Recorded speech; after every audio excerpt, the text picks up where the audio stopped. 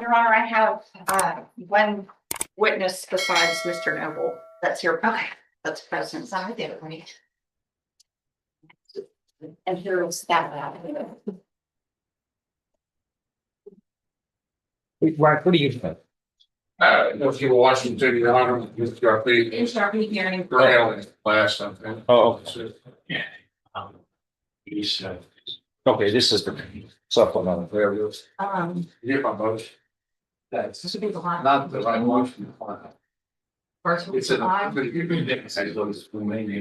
can't do it. Your Honor, I see that Mr. Nichols' remaining case, the scholarship case, is on the same docket. And it says sentencing, but I don't think that's correct. Just all following that. It just- Didn't. How can there be a sentencing when he didn't Well, I don't leave? Well, it's obvious a mistake. No, I just, All of us follow each other, when we said it for one. okay, and I just wanted to Yeah, make so sure that. that's- Well, that's gonna be dismissed, right? Is that what? Oh, No, that's sir. right. Okay, so this is, clause number 39549, Yes. this one. Yes. And then there's still 37734. Yes. All right, it's called State of Texas versus Jason Gregory Noble. Your Honor, should I bring up the? Here represented by his attorney and the state's attorney, Mr. Rose, representing the defendant. And the state's attorney is present. Mr. Noble earlier is. I'll do plea or disposition. Have you already entered a plea on this? Jury trial, Bill. Oh, jury. He opted for you to determine sentencing.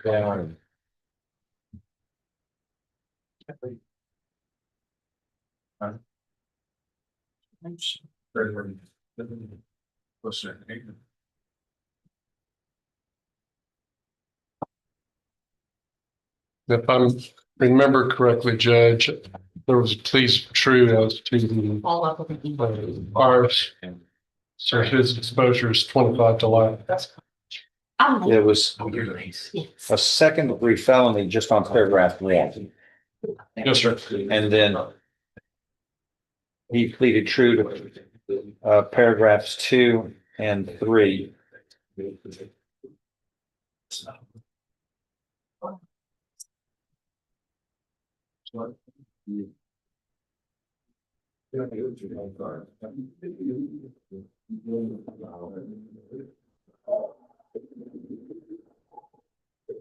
What does that make it, a habitual felony? Yes, sir. Okay, 25 on. Yes, sir. All right. Pre-sentence report has been tendered to the parties. Any objections or changes to it from the defense Mayor. or state? No, sir. Okay.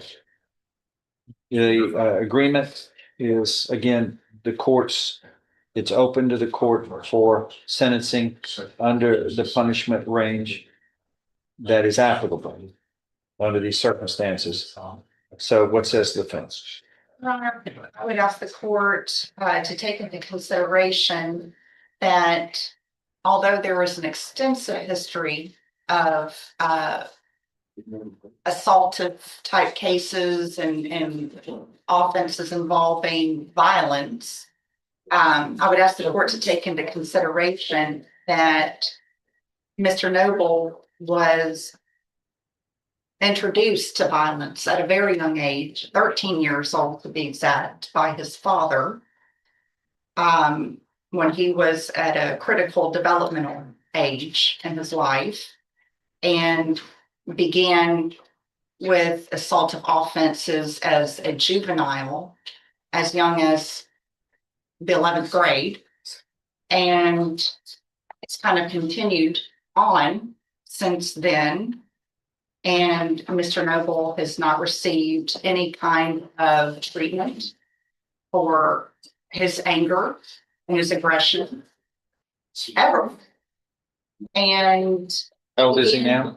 How old is he? 51. He's 51. Whose fault is that? No, I'm not. saying that it's anybody's fault. Oh, I'm just okay. pointing Well, out we the wanna know fact what- that he has not received any kind of psychiatric treatment or counseling or any help to manage his anger Oh, issues. so And it's on nobody top of else's that- fault. Yes, sir. And on top of that, he also has been diagnosed as being bipolar. And he admits that he was prescribed medication, but he stopped the medication. And I would like to point out that there's never been any kind of medication management or oversight, and that may have contributed to some of the anger issues and his overreaction in the present case. You're cryptic. What does that mean? Which part? There's no oversight and what does that mean? Well, meaning that he didn't have any help with, When you're prescribed Ensuring- medicine, when you're at home, you take medicine as prescribed. We all do. The doctor doesn't come in and says, okay, I'm going to watch you in video to make sure you do it. We're grown-ups. You're prescribed medicine. You can either take it or not take it. It's free will. sure, And if you don't, then if something bad happens because of that, then whose fault is it? well, Your Honor, I'd like to point out, in Officer Riley's report, that because he was not receiving mental health treatment and going to regular counseling sessions and getting, that they could not ensure that he was receiving this medication. Why not? Well, because it's just never been ordered, and any of the times that Well, he's wait, ever wait. been on probation. Hold on. He's not going to regularly schedule doctor appointments? That's what you just said. Whose fault is that? Treatment. Okay, okay. Well, who ordered the treatment? Well, Was it recommended by a doctor? But you didn't go. I was traveling in town. What, that's your, whose fault? Okay. okay. There's also been an extensive problem, extensive history with substance abuse. And I'd like to point out that Mr. Noble has never received any kind of treatment or rehabilitation or therapy relating to his substance abuse issues. He did report that he was going randomly to NA and AA. But the last one was in 2018.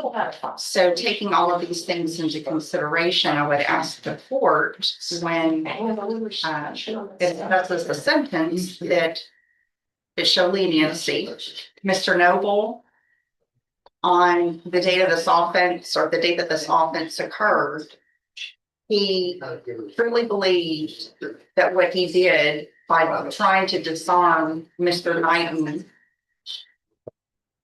with the weapon, that he was saving his life and his mother's life. Based on the fact that, according to Mr. Noble, as it came out in court during the trial, Mr. Knighton had discharged the gun prior to that evening when he was high on methamphetamine. Or methamphetamine. And so, Your Honor, even though he did overreact, the injuries were severe, but he truly thought that he was doing what was necessary to get the gun away from Mr. Knighton. And in the supplemental PSI report, Mr. Knighton himself states that he has forgiven Mr. Noble, that he actually resided with him when he was out on bond after the current offense. They've set aside their differences.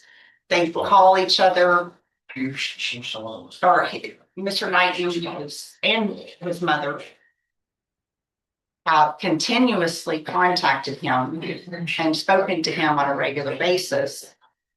And although they did not appear, and I'm not making excuses for them, but they really did not want this case to go forward.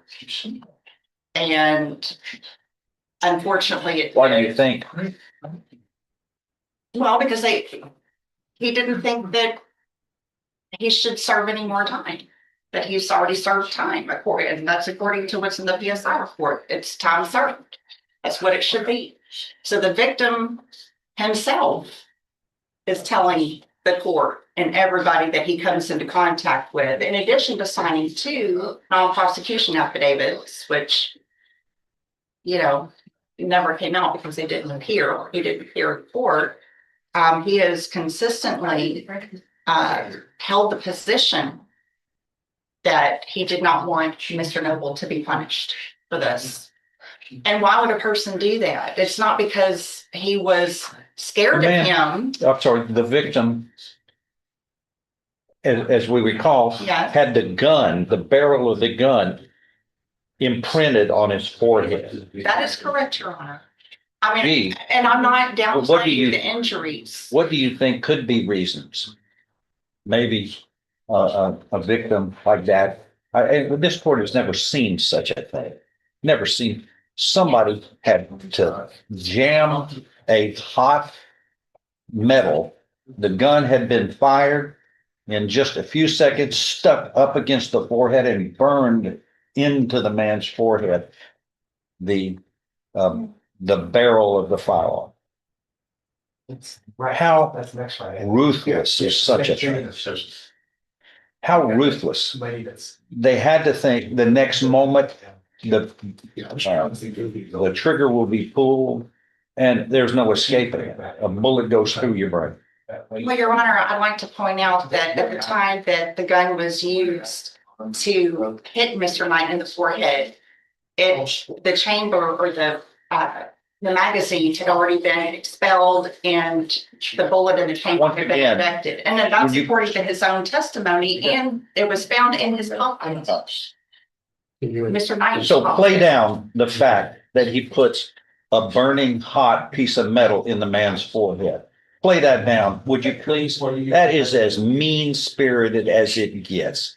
What? Okay. Oh, so was he doing it for fun? No, he was doing it to hurt the man. It was just an act of meanness. Your Honor, You can were- I call you- Mr. Noble? He would like to address the court, if you would give him the opportunity. Yeah, Mr. Noble. that's you? Yes, sir. Raise your right hand.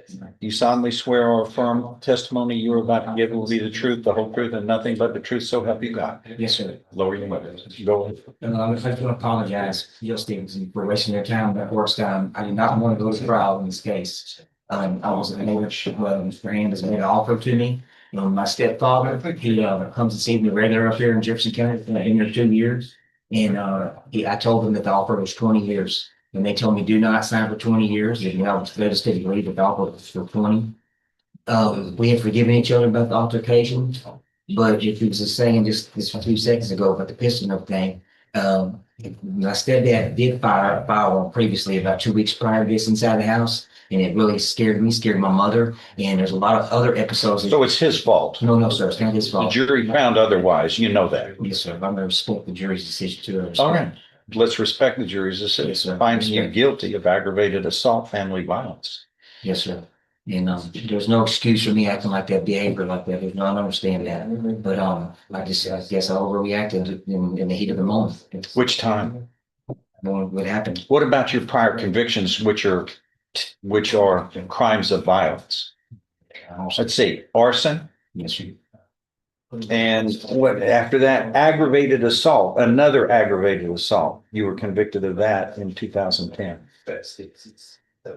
How many violent crimes do you get before you're held accountable? Yes, sir. And I'm looking at your criminal history. Right. How many convictions do you have? She said I had several misdemeanors. No, no one should know more intimately about their actions than themselves. How many convictions do you have? And I have 3 felonies. Prior convictions on like she's 20 or 30 misdemeanors. You see anything wrong about Yes, that? sir. Very wrong. Very, very. After all of those, now you're here before the court for another crime of violence. After 20 some odd convictions, you don't we all see a consistency that should have been dealt with 25 convictions ago. You should have learned a lesson.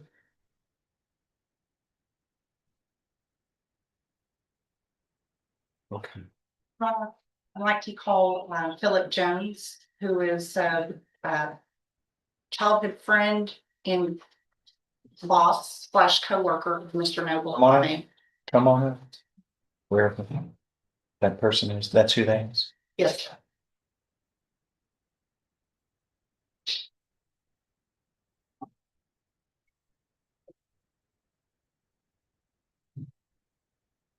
Okay, what is your full name, sir? Yes, Philip James Jones. Raise your right hand. Do you solemnly swear or affirm the testimony you are about to give shall be the truth, the whole truth, and nothing but the truth, so help you God? Yes, sir. Lower your hand. Lower it up. Yeah, No, this question and answer. okay, all right. Go ahead. Mr. Jones, your name is Philip Jones, is that correct? Yes, ma'am. And how long have you known Mr. Noble? Since he was probably 12, 13 years old. And How long? 12 years old. Yes. since Mr. Noble was I'm a 12 years little, old? yeah, I'm a little older than him. You were childhood friends? And did Mr. Noble work for you at one point in time? Yes, ma'am. And what did he do? He was a foreman, supervisor, And what type of job was this? he's scouting. Okay. Now, did you ever witness any violence in Mr. Noble's household when he was younger? Yes, Could you describe that? well, I can tell you, like, when we were kids, we wanted to fight it out. We'd go to fight it out in the backyard, and if we did something wrong, we would get a whipping. When he was a kid, he would get beat up by his dad, with his fists. And, so, Okay, Oh, well. I'll be there. uh, When you say he was beaten up by his dad with his fists, Yeah. can you be a little more specific? Like where his dad punched Mr. Noble? yeah, his dad would, he would just basically take him and beat him, punch him with his fists in the face, in the back, wherever he turned. And then he would get away and never goes and would go like, Okay, now, Mr. Noble's father committed suicide when his father was 45 years old, is that right? right. And how old would Mr. Noble have been? He was probably, well, he was in prison when that happened. Okay, so he was an adult, He was in, yes, okay. 27. correct. Thank Okay. Is No, there, so wait, hold on. Your father died at 2001 at the age of 45 by suicide. So at this stage, I'm sorry, you were born in 74. So that's 27 years. I thought it was 25. I thought it was There's 25. I should know more about this than you do. Go ahead. is there anything that you would like the court to know? Well, let me ask you this. Did you ever know Mr. Knighton, the complaining victim in this case, to use drugs? Yes. And how do you know that he used drugs? I know that he used drugs. He had my nephew and his Jason's son used up drugs when they was a kid. And so that's back when Logan and Caleb were young. Logan got into some trouble with Kim, and they were shooting up. He was shooting them up with cocaine, not cocaine. I think it was crystal meth at the time. How do you know that? I don't know that. Logan is my nephew. Okay, and And Logan's mother is the one, that actually that made them get away from there because of what was happening with them doing drugs at Jason's mom's house. Well, what did the adults do about telling the authorities so that someone could be held responsible? No, You don't really know, you were a kid. Well, no, I wasn't a kid. Logan is my nephew. This Oh, Logan is, I'm talking about when you were watching him No, he was in prison when this happened. Okay. When Kim was doing drugs Okay. with Jason's son. Okay, so what adult figure needed to talk to authorities to, that's a That would have crime. been Logan, that would have been Logan's mother, yes, But other people knew about it, right? yes, a lot of people knew about it. But nobody- I don't know that they filed any charges on him for that, no, I did not. Now, the night of the incident, were you contacted by, Jason's mother, and Jason's mother is, yeah. That's his mom. okay, Yeah. night. Yeah, that's Mrs. Knight, Mrs. Noble, yeah, I know her first name, Miss Noble, She had your phone number yes, and she contacted you. right. And what was she wanting you to come over for? She was wanting me to come over to calm Jason down Okay, go ahead. because Kim had fired off a gun and then Jason tried to take it from her and hit him with the gun and that. So did she tell you that, Kim had fired a gun? And that Jason, Objection, that's a hearsay response. Sustained. present sense impression exception, Your Honor. Overruled, the overruled. It's hearsay. There's no way this, this can be tested by cross-examination. Your Honor, if I I made may, my ruling. Thank you. Move on. no further questions, I'll pass the witness. We thank you, Stan. I have no question to this witness. If you wanted to add, sir, Yes, sir. go ahead. I've known Jason all his life. He has, had a little rough life. He's always done anything for me and he's always, and the whole time that I've known him, he'd give me a shirt off his back. He'd give any one of his friends a shirt off his back and he would protect you like you were his father. If you moved, just like he would have protected his mom that night, he would protect you. I can tell you, he stayed with me for almost a year and a half after he got out when I bonded him out. My grandkids love him. They miss him to this day. He's a good person. He needs some help with his anger issues. He's never gotten to deal with that. But I can tell you, he's a good person. He don't deserve to go through the rest of his life.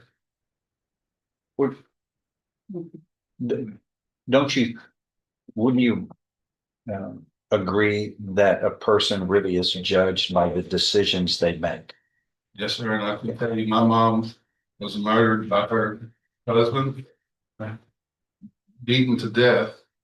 And I wish I'd have been there today to take that from him and kill him instead of him killing him. Oh, I understand. Self-defense is Yeah. under the law. So you have to. But the also defendant, take- I'm looking at, the defendant has been convicted. He's been convicted of arson and was sentenced to 20 years in prison for arson. An aggravated assault, sent to 8 years in prison in that case. I know- That was before this one. and I All right, think- then we're talking about, he was convicted of terroristic threat, harassment, family harassment, convicted in misdemeanor court, sentenced to jail in those, assault, family violence, terroristic threat, assault, family violence, all those were convictions. Don't you think that this is a consistency of bad choices? We're talking about violence, crimes of violence. How many mistakes do you get to make before you realize, this isn't the right choice to make?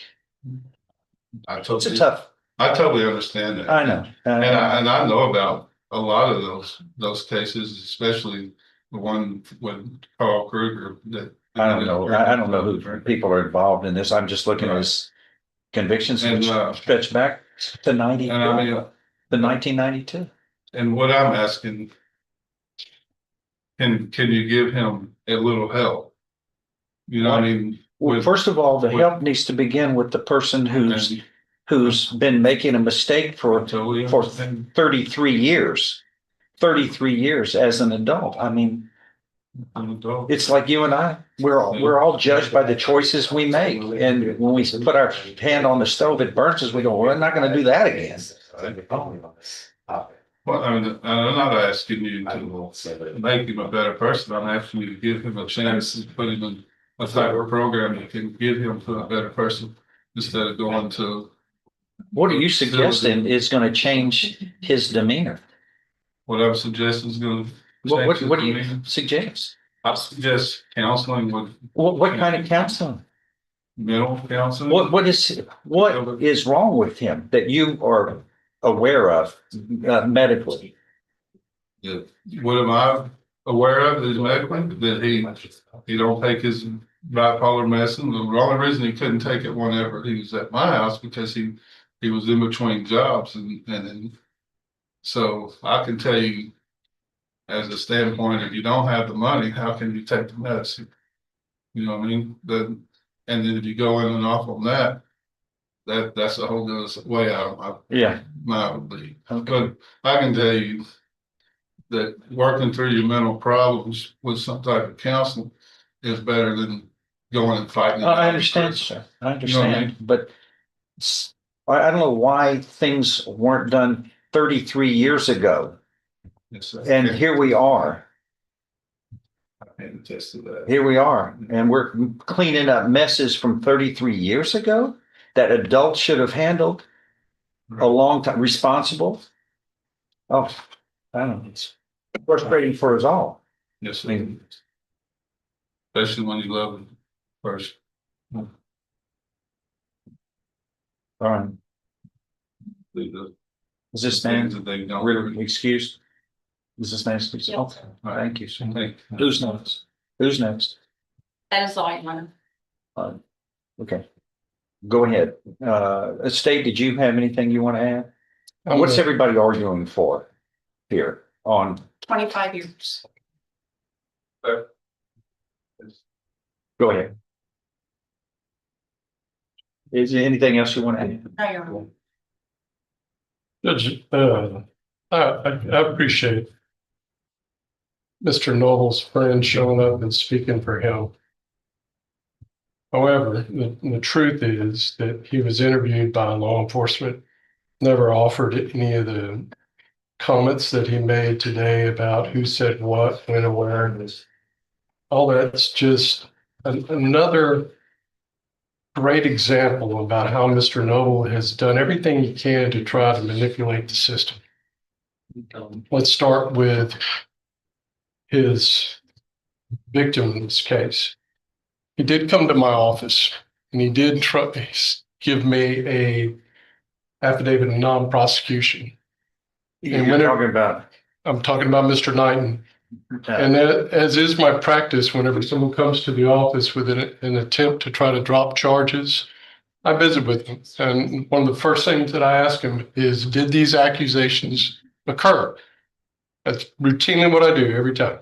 And Mr. Knighton said, yes, it happened. I have to have some peace at home. The only reason why I'm doing this is because my wife's making me do it. Jack to the hearsay, Your Honor. okay, sustain. So the reality is, after his state confirmed that the accusations were true from Mr. Knighton, so that's why I proceeded forward. He was represented by different counsel. They went through other efforts. They actually brought Mr. Knighton in. They got him to do a different affidavit saying that those things didn't occur. But the facts are what the facts are, and that's what was presented to the jury. These arguments that he makes today about trying to disarm them and discharging them, that he allegedly overreacted, all those arguments were presented to a jury and were found lacking. They found him guilty. And what we see here today is just another situation where Mr. Noble does not accept responsibility for his conduct. Even his counsel's argument starts out blaming his father, which you heard from Mr. Jones, about his upbringing, that he's never had any treatment, that he's made his own decisions about whether or not he's going to take his medication. The reality is that he committed this offense, Your Honor. I'm happy to note, recalls all the details about the pure meanness of this particular act, that a gun that was fired was then jammed into the victim's forehead. The only way we could have gotten those injuries is if it was hot from that shooting. You'll recall that the man was sitting in his chair. and there were bullet holes by where he was sitting, all fitting what he told officers on scene, those. Object, that's incorrect. That's a mischaracterization of the evidence. There was only one bullet hole that was found, and that was by the forensic analysis or analyst that You said both. testified. There were 2 bullet holes. The argument was whether or not there were 2 or 3 bullet holes, and the record will speak about that. So the end result is, again, it's just not accepting responsibility. If we're going to give somebody leniency, if we're going to give them a break, we look to determine what's their conduct. This man was out on bond on a stalking charge. I'm not going to address whether or not those charges are true or not. What I want to address is the fact that he was indicted, he posted bond, and what did he do? By his own admissions in this PSI, he continued to use methamphetamine all the way up until 2023 when he went into jail. That does not comport with your bond conditions, nor does it's meth is against the law. It's continuing breaking of the law. So if we're looking for leniency, wouldn't somebody's conduct be different? His own records indicate that this man is a menace to society. He has excuse me, let me count, Judge. He has 8 misdemeanor convictions. Of those misdemeanor convictions, 2 of them were given an opportunity to do probation, which were revoked. In addition to that, he's got 2 felony convictions, all of which I was prepared to prove up to a jury because I did not know they were going to you until the morning of jury selection. Both of those priors, he did not admit to the offense. He was found guilty by juries in each one of those scenarios. And those sentences that are reflected there is what a jury decided. For some reason, he made the option to switch over and allow you to make the decision. It's 25 to life. It just goes to how this man has manipulated the system. We issued writs of attachment for the Knightons to bring them down here. I was prepared to prove it up without them, and I did. But the entire time that the trial took place, we were searching for those people. We were monitoring the jail calls. There was contact between this man and his mother constantly about the trial, all throughout the trial while it was done. And so what happens after we get done? We get a PSI that says they couldn't get a hold of the victims. But ironically, before we start this sentencing, they knew about the fact that it had been updated. I didn't. You're giving that. That's objection. If I may. That's incorrect too. I did not learn about that until today when Mr. Noble told me. Thank you, because that's the whole point. Mr. Noble knew. Mr. Noble knew. Mr. Noble did the conduct. Mr. Noble's history is on trial here. Mr. Noble has done everything he can to manipulate the system, including bringing up his childhood friend. The day of accounting is This today. supplemental report, this was information that the officer received 3 days ago. 3 days ago, so it's new to everybody. All right. One other thing out of his history. He was given a federal sentence, Judge. So he pled true to what's in front of you that doesn't include the federal sentence. Why I want to point that out for a second is it was not a very lengthy sentence, but as Your Honor is familiar with, whenever someone gets a prison sentence in the feds, they get supervised release. Similar to our probation, but it's post, right? Mm-hmm. Yeah. He couldn't make those terms either, Judge. That was revoked. So when you weigh it all out and you separate all these things, we're looking to determine, what's the safest thing for Jefferson County.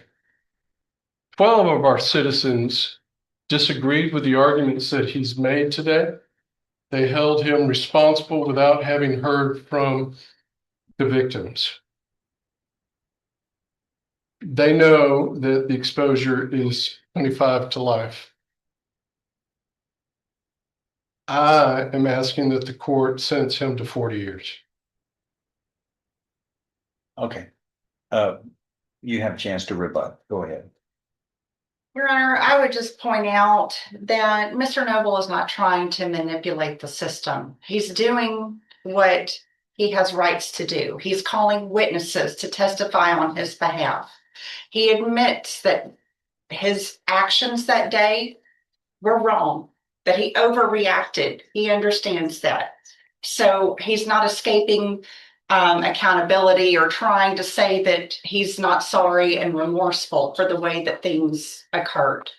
And so I just want the court to be aware that the statements made by Mr. Ham are incorrect. And that's all I have here. Anything else you want to add, sir? Yes, sir. I'm really sorry about all this.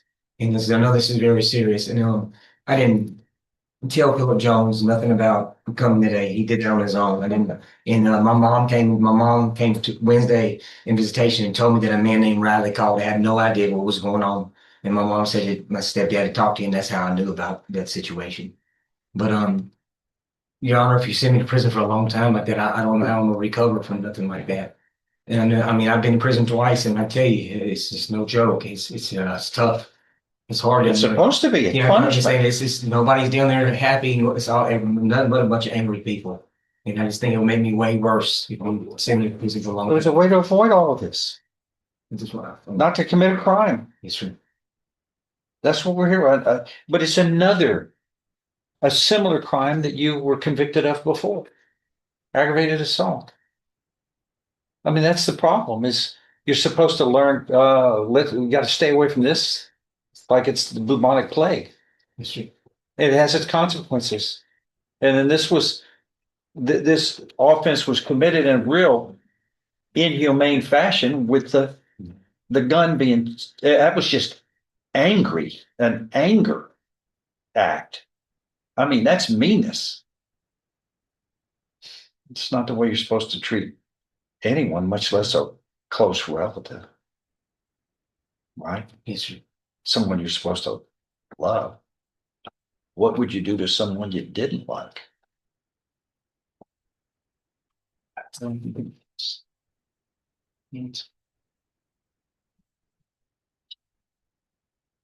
We had 9 prior misdemeanor convictions and 3 prior felony convictions. 2 of those felonies,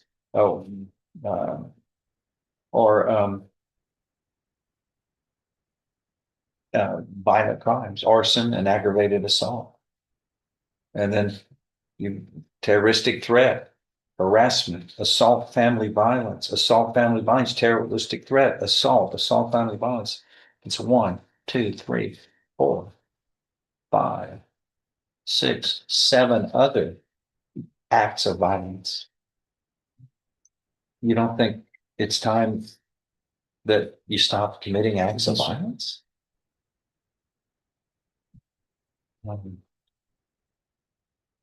Anything else? If nothing else, I find as follows, that the defendant has pleaded guilty, has been found guilty beyond a reasonable doubt of this aggravated assault, family violence as alleged in this indictment. Thereafter, being found guilty by a jury verdict, the defendant entered pleas of true voluntarily, knowingly, intelligently to the allegations of prior convictions in paragraphs 2 and 3 of the indictment, where it's alleged the defendant was finally convicted of arson on February 1st, 2001 in the 252nd District Court of Jefferson County, Texas. Thereafter, that became final. The defendant committed the felony of aggravated assault and was finally convicted of that felony in 2010 in this court. And then subsequent to that, he is charged and convicted with the March 17th, 2022 aggravated assault, family violence.